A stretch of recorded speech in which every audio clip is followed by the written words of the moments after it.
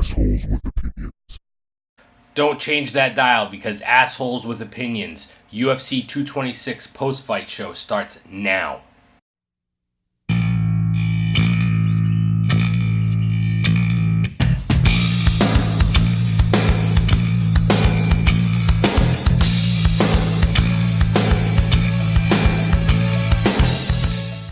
What's up, everybody? Gonzo Shark here for Assholes with Opinions. Unfortunately, my co-host Splatman was supposed to be here with me tonight, but he's being an asshole as usual, and he's having a good time with his family, so he can't be here. So fuck him. So I'm going to be doing this on my own, once again, all alone, but that's okay. Talking about UFC 226, the big show that happened last night. First, I'm going to go over the picks. I was not on point with this card. I only got 2 out of 5 fights right. I took Mike Perry to beat Paul Felder, which he did. And I, guessed and took Roundtree over Saki, 2 guys I didn't know, and Roundtree won. But I was wrong on every other fight. Splatman, on the other hand, is some type of fucking guru, and he picked 4 out of 5 fights correct. The only fight that he was wrong on was he called Chiesa over Pettis, and Pettis submitted Chiesa with an arm triangle. Or a triangle arm bar, actually. So, UFC 226. I'm going to go over this real quick. I have a couple of thoughts about it because everybody's, in an uproar over, what happened at the end. So let's get into that. My first thought on this is that, a lot of people are saying, like, oh, that looked like WWE. It was fixed, this and that. And you're right. For one, UFC has been using the WWE blueprint for years. They looked at, it's obvious, they looked at what WWE did right back in the past and still does right today to promote their events and promote their matches. And the different techniques and certain things that they do to build up hype for a fight. And UFC also copies boxing. Boxing, different promotions have been building fights for years and years and years. And you think Mike Tyson and Evander Holyfield or Ali and Frazier, their fights happened and just everybody knew about it, because the fight happened. No, all of those fights were promoted too. And there's tricks that have been used long down the line to promote fights and to build hype for fights, and there's so many different fucking ways you can do it. We saw it last year with McGregor and Mayweather. I mean, if you don't think that was fixed to an extent to build up hype for that fight, you know what I mean? They had a 4 fucking city press tour. Let's be real. So they've been using part of the WWE blueprint for years, and you're absolutely right. It was fixed. Brock Lesnar was there for a reason, and whoever won that fight, Brock Lesnar was going into that cage. There's no doubt about it. But that's where it ends. That's where being fixed ends. If you think that they told whoever Brock Lesnar is going to come in there and shove you, you're a fucking idiot. I'm sorry, but you're an idiot, because there's no way that happened. They told Brock Lesnar, I'm sure, something like, they've already worked out that he's going to fight the next title fight for the heavyweight belt, because obviously that's a huge fight that's going to bring eyeballs to UFC, and I guess it's all over ESPN right now and different, websites and sports stations that UFC was losing interest or has been losing interest, which I don't know anything about that, but I could see how that's possible because a lot of the big name fighters just aren't there right now. Ronda Rousey doesn't fight. Conor McGregor hasn't fought in 2 years almost. And a lot of the champions, it's they're great champions. I have respect for you. If you're a great fighter and you're a champion, I have all the respect in the world for you. But some guys know how to draw money and draw an audience to the fight, and other guys don't.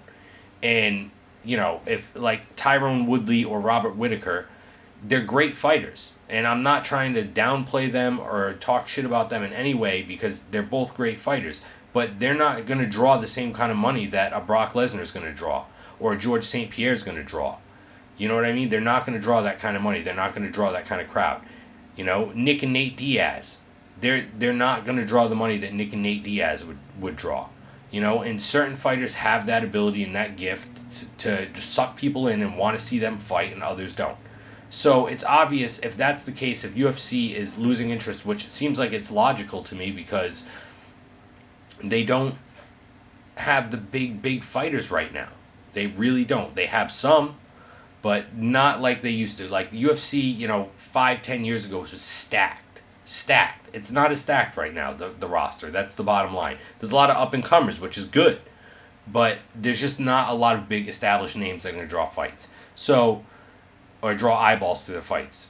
So you need a guy like Brock Lesnar, and it's obvious that WWE and UFC have some agreement. WWE has been using some UFC footage and like the Ronda Rousey vignettes and stuff like that in the video packages, and it's obvious WWE wouldn't be able to use that stuff unless UFC said they could. And Brock Lesnar just signed a new deal with WWE not that long ago that they allowed him to have a certain amount of fights or one fight in UFC. So the two sides came to those agreements. So it's obvious that UFC and WWE understand that they can benefit from each other, which is a good thing, in my opinion. But going back to the whole fix thing, first of all, you don't know who's going to win the fight. If anybody's going to say, it was fixed that Miocic was going to get knocked out, well, then you just shut this fucking video off now and don't watch MMA anymore because you're wasting your fucking time if you think that. That's not how UFC works. You're not going to fix a fight like that, especially when a guy gets completely knocked out. It's not going to happen. They got in there, they fought. Daniel Cormier caught him and knocked him out. Bottom fucking line. If you think any differently, you don't know what the fuck you're talking about. Okay? And secondly, if they told either one of those guys, like, oh, Brock Lesnar's going to come in there and shove you or whatever, neither one of those guys would agree to that. The only thing they would agree to is that Brock Lesnar is going to come into the cage after. So either they told Daniel Cormier, they probably told Daniel Cormier Brock Lesnar is going to come into the cage, and Daniel Cormier said, all right, cool, I got this. Daniel Cormier knows what's up. You know what I mean? He watches WWE. He knows how to fucking promote something.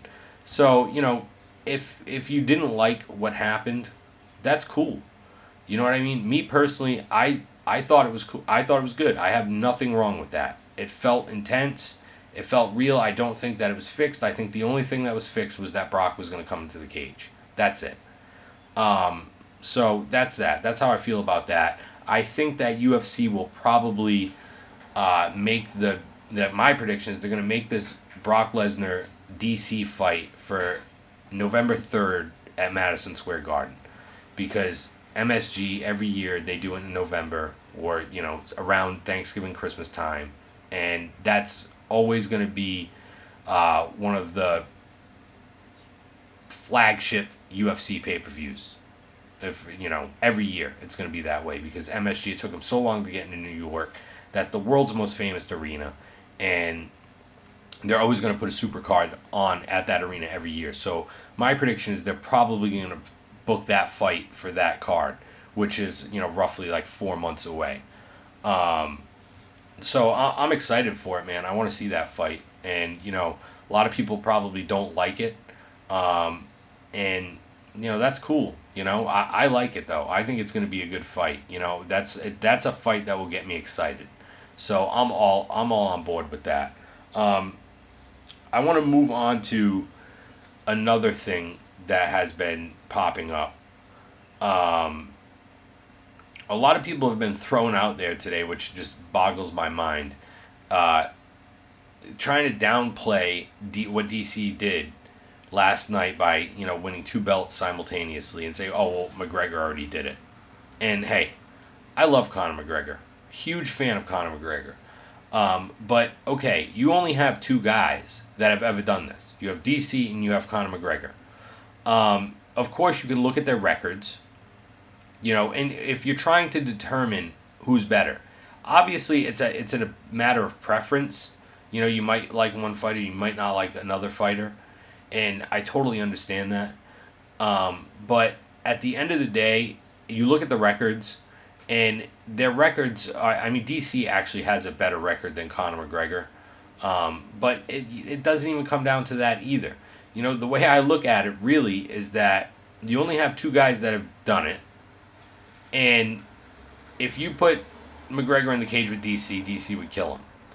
So, because DC has the better record, and because if they fought in real life, DC would have 4 belts instead of 2 fucking belts, because he would take Conor McGregor's 2 belts, then you really can't say that Conor McGregor is, oh, well, he did it first.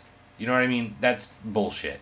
And at the end of the day, the only argument that you have, besides the fact that it's preference, but the only argument that anybody would really have is that if McGregor had a better record than DC, then you have an argument to say, well, you can't really say DC is better, even though you might like him more. You can't say he's better because McGregor has the better record and he did it first. But, you know, I don't see it like that. DC has a better record. So what if McGregor did it first? If you had them two fight, DC would fucking walk away with his head in his hand. You know what I mean? It would be a bloodbath. So I just think people are being really stupid about it, trying to like downplay DC. It's like, if you don't like DC, okay, you don't like him, but don't fucking downplay his accomplishment. You know what I mean? The guy, like, I was wrong. In the last video, I said I thought DC was fucked up from what John Jones did to him. And I'm an asshole for saying that. I'm a complete fucking asshole for saying that, because I was totally wrong. DC hasn't skipped a beat. You know what I mean? I thought that fucking knockout messed him up, but it didn't. You know, it's obvious it didn't. Maybe John Jones fucks with him. You know, if they get in there again, maybe, you know, he could be a little fucked up trying to fight John Jones in his head. But he didn't miss a beat, man. You know, that guy's incredible. He's easily one of the greatest fighters of all time, and he solidified that last night with that win. You know, there's no doubt about it. Great, great, great fucking performance, and I doubted him. You know, I thought Miocic was going to be too much, and I was wrong. You know, I did say I've seen Miocic, you know, be on wobbly legs and, you know, look like he was about to be knocked out and come back and win, but DC didn't leave any doubt. He didn't give him a chance to come back. You know, he clipped him and fucking finished that shit real quick. So I got nothing but respect for DC. And I'm really looking forward to this Brock Lesnar fight, which moves me on to the last part of this. I have to say right now that, you know, this is obviously, you know, it's an interesting fight, to say the least, because you see them across from each other and there's an obvious size difference. You know, Brock Lesnar is a lot bigger than DC. DC has fought a lot of big guys before, though. You know, he's fought Josh Barnett, very big guy. Not on Brock Lesnar's size level, but he's a very big guy. He fought Bigfoot Silva, huge guy. He knocked Bigfoot Silva out. I'm not sure if he knocked Josh Barnett out, but either way, he fucked him up real bad. And I mean, he beat Roy Nelson. I think he might have knocked him out.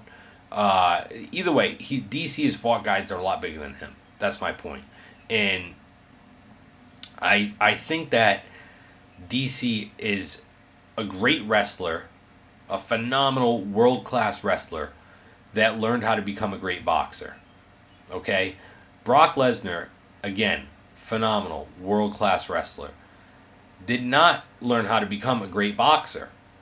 And I think that really at the end of the day, that's what it boils down to with this fight. And that's why I say I think that as I sit here right now, I think that I have to take DC in this fight.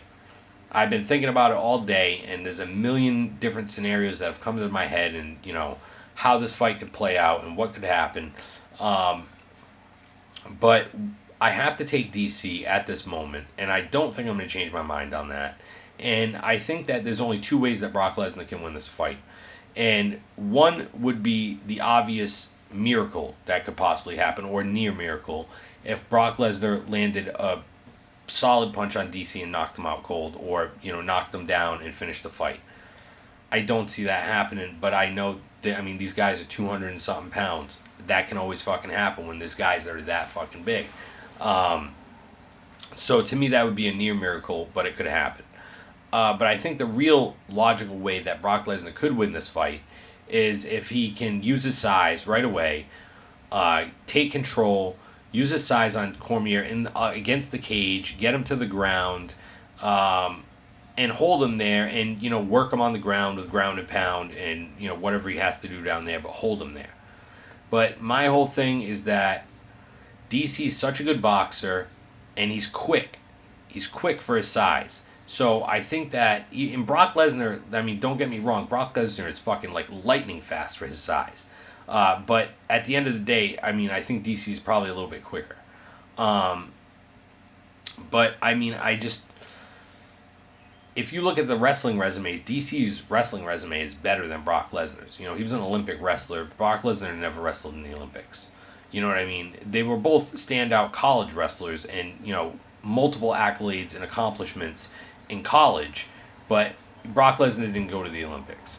But Brock Lesnar has the obvious fucking size advantage. So that's what makes this fight interesting. I think that DC will try to, counter the wrestling of Brock, not get taken down, avoid the takedowns, keep the fight standing up, and use the superior boxing against Lesnar and the superior stand-up skills. Because we all know Brock Lesnar doesn't like to get hit. You know what I mean? I have to say I respect him because I've never seen him get knocked out, and I've never even really seen him, like, on wobbly legs, like, where he was, like, looked like he was, like, loopy. You know what I mean? When Cain Velasquez beat him up, and Shane Carwin beat him up, those were the two worst, performances that he's had. Alistair Overeem kicked him in the stomach or in, like, the liver, and, to me that's a little different. It was just a solid kick to the liver, and, he's had a lot of stomach issues in the past, so he probably didn't take to that too well, and that's why he lost that fight. But with Carwin, he got his face mangled, but he wasn't about to be knocked out. He was eating all those punches. He didn't like it. You could tell he hated it, but he ate them. And the same thing with Cain Velasquez. I mean, he got hurt, but he wasn't like sleeping. You know what I mean? And that's the thing that I have to respect Lesnar about, and I think it's crazy because, a lot of these heavyweights, most of the time when they get knocked out, I would say at least 70% of the time, they're knocked out. They're fucking snoring, or they're stiff, or their eyes are rolling in the back of their head. They're fucking knocked out. Lesnar that's never happened to him, and he's eaten a lot of punches. But, the guy's got a huge fucking head. You know what I mean? So it's like, who knows? Maybe his skull's like 5 inches thick. I don't know. He's got a big head. So, I mean, at this moment, I have to take DC in this fight, but it's a super fucking interesting fight. And, I'm not sure how it's going to go. I'm going to be thinking about it until it happens because a million different ideas and scenarios will play through my head. I'm curious about what you people think, though. And, all the people that are watching this, like, how do you feel about it? The comments are right below. Leave a comment. Let us know. What do you think about it? And tell us how you feel about the fight and how you felt about what happened last night if you saw it. Because I'm very curious to hear what people's opinions are on this. It's a hot subject right now. But either way, last night was a great night of fights. UFC put together a stacked card like I thought they would. And, I like that, there was like a nice little hot ending to the show. A lot of times that stuff doesn't happen. And, those two guys in each other's faces, Cormier and Lesnar, it's like, oh man, the hairs on my arm were rising, just seeing that because it's such a great fight. So, yeah, leave your comments below. Don't forget to subscribe to this channel. You know what I mean? It helps us out a lot. We're trying to build the channel up. And, if you watch this video, just click subscribe real quick. It'll take you 2 seconds. But, yeah, I want to thank you guys for watching this. And Splatman will be back on the next show that we do. I already told him I'm not fucking doing another one by myself until you come back for one. Until next time, this is Gonzo Shark for Assholes with Opinions, checking out.